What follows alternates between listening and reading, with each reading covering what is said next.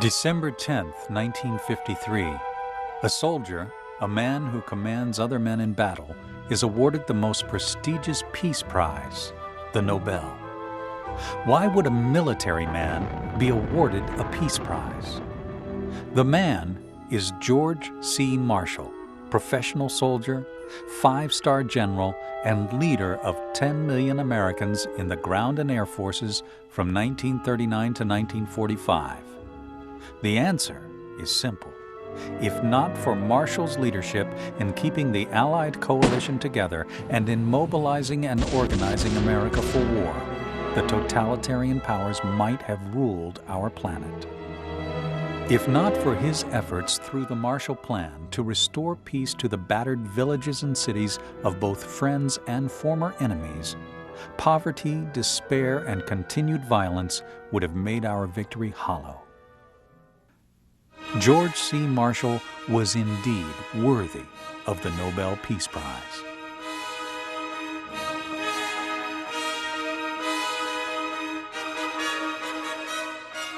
Most of us remember General Marshall because his name is associated with the Marshall Plan, the successful effort to rebuild war-torn Europe's societies.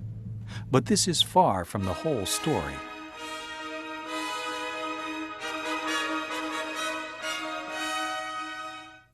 Marshall's grand success started out humbly enough. He admitted to being a mediocre student as a child, with the exception of his favorite subject, history. At the Virginia Military Institute, his academic achievements were modest. From the beginning, George Marshall had the ability to lead. In 1901, he became his class's military leader, finishing as first captain of the Corps of Cadets. Marshall chose to make the Army his career. He quickly demonstrated self-discipline, hard work, and great compassion as an infantry leader. Marshall learned from experience and showed a keen aptitude for correctly judging people. In 1906, he sought and received an appointment to attend school at Fort Leavenworth, Kansas, then the Center of Advanced Technical Thinking in the Army. There, he finally learned the value of intense study, finishing both of his student years at the top of his class. He was held over 2 more years to teach other students. Over the summers and after graduation, he served as an instructor with National Guard units. Through all these experiences, George Marshall learned perhaps the most important lesson of his early career, one that would last throughout his life: an understanding and deep regard for America's citizen soldiers. More lessons came fast and furious during the First World War. Aside from demonstrating brilliant and creative tactical thinking, Marshall's days with the American Expeditionary Forces in France taught him all about logistics, coalition warfare, politics, and the kind of leadership skills that would benefit Marshall and his nation in later years. Marshall's greatest teaching assignment began in 1927, when he became head of instruction at the infantry school at Fort Benning, Georgia. In his 5 years at Fort Benning, Marshall reformed the way infantry leaders were taught. Those reforms created one of the greatest classes of military leaders in history. More than 200 of these men served as generals in World War II. They proudly called themselves Marshall's men. During the time that I served with him from 1940 to 1945, that the best insight that he got about the quality of the 8 million men and women that were men, I guess, were being drafted, was the experience he had when he served for 2 years at Vancouver Barracks in the state of Washington, where there were 27 of the CCC camps, Civilian Conservation Corps. Those were camps set up during the Great Depression of the 30s under President Roosevelt, where people, young men, were taken off the streets and given work to do, mainly public works. This gave him a unique opportunity to understand the personality and what made the young Americans of that age tick, so that when they drafted 8 million of them over a period of 3 years, he had an insight into how to go about motivating them and making them part of the team.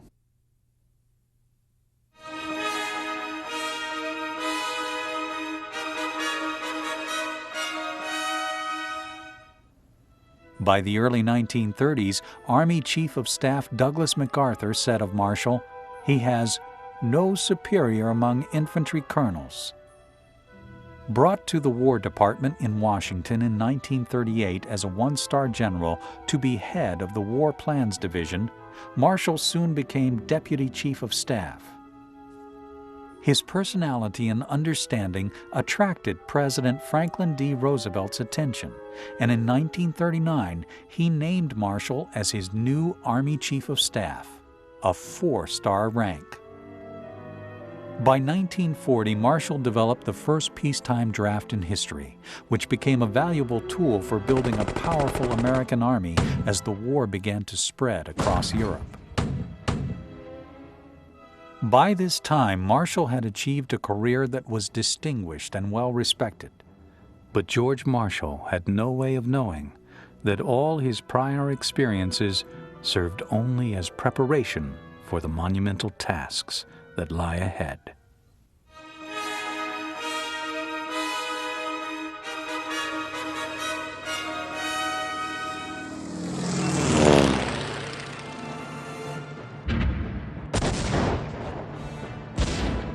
On September 1st, 1939, though many refused to believe it, the world changed forever. Adolf Hitler's powerful military forces attacked Poland, conquering that poorly prepared nation in 4 weeks.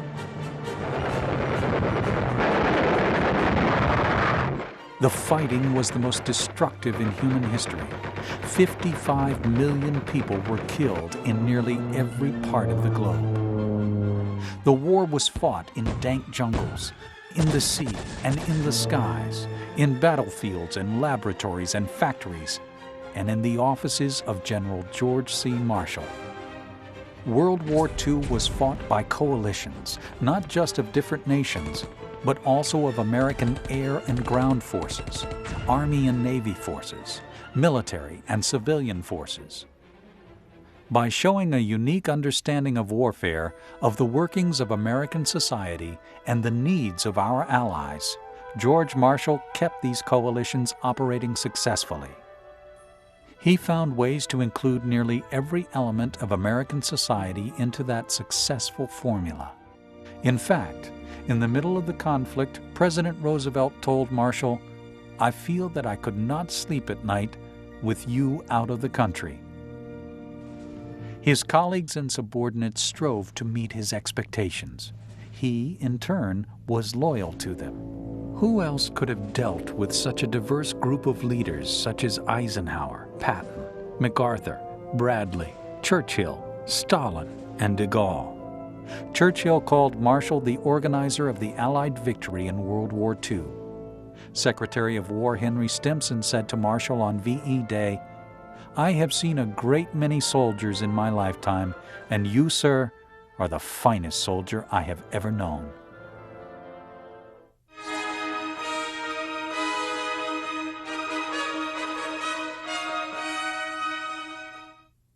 In November 1945, Marshall longed to retire from his 44-year career in public service, cultivating his gardens at Dodonna Manor in Leesburg, Virginia.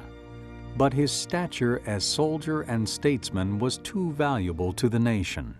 From the Pacific Rim and China to free Europe, Marshall represented the United States as Special Envoy, Secretary of State, Secretary of Defense, and President of the Red Cross.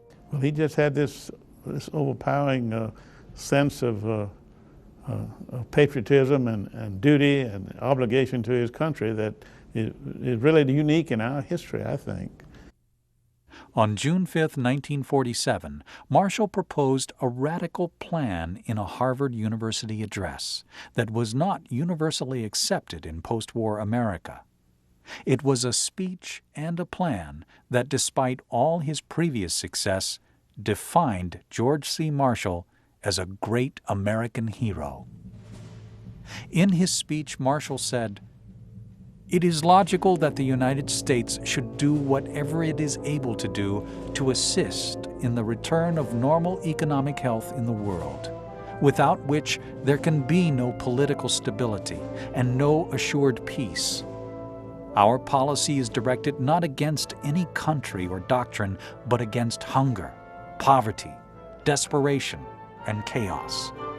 Its purpose should be the revival of a working economy in the world, so as to permit the emergence of political and social conditions in which free institutions can exist.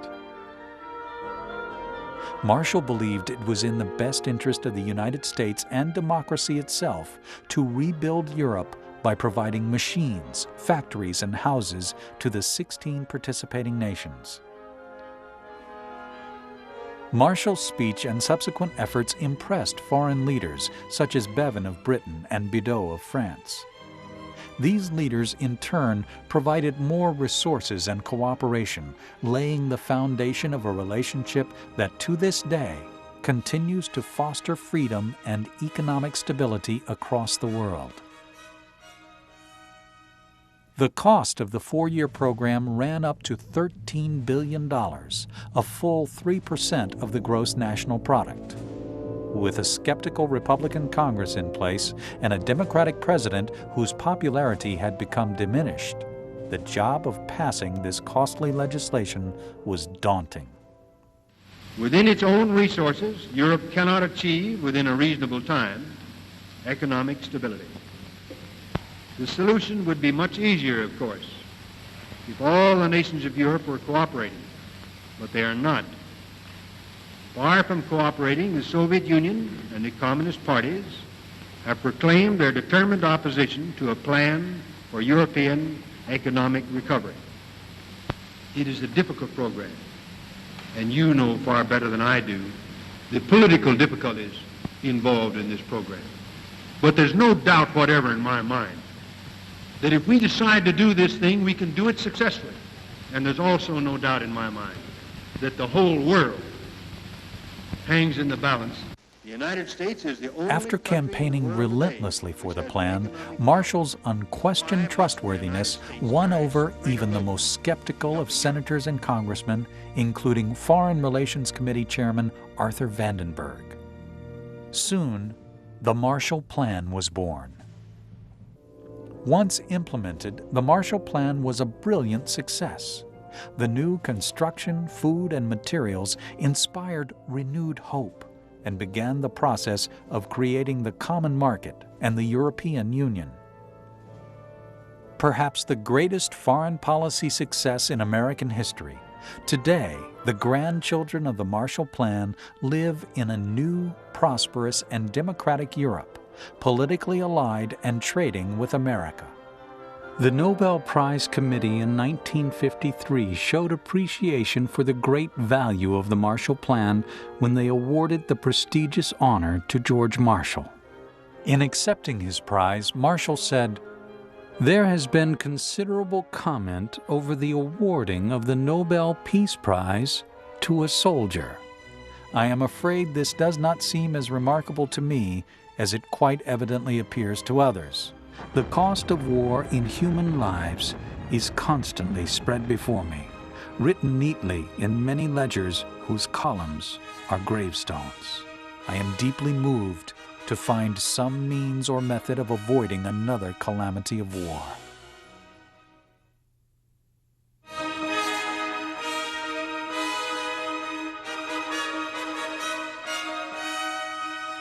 George Marshall refused opportunities at self-promotion. He was a true public servant. He rejected advice to keep a diary and save papers so he could write his memoirs. He avoided the limelight, avoided seeking personal credit for collective successes. He often said that his service to his country was not for sale, that the honor of serving in the United States Army was honor and compensation enough. And he really believed that. That was not something that he said for public consumption. He really believed that. George Marshall could not avoid, however, the naming of one of the 3 arches in the cadet barracks in his honor on the 50th reunion of his Virginia Military Institute class. The other two arches are named for Stonewall Jackson and George Washington. George C. Marshall, the great warrior who hated war, died on October 16, 1959. He was buried in a simple grave in Arlington National Cemetery. His greatest achievement was victory in World War II. His legacy endures in a peaceful and prosperous Europe. His living memorial is the George C. Marshall Foundation in Lexington, Virginia. George Catlett Marshall, the premier soldier-statesman of the 20th century.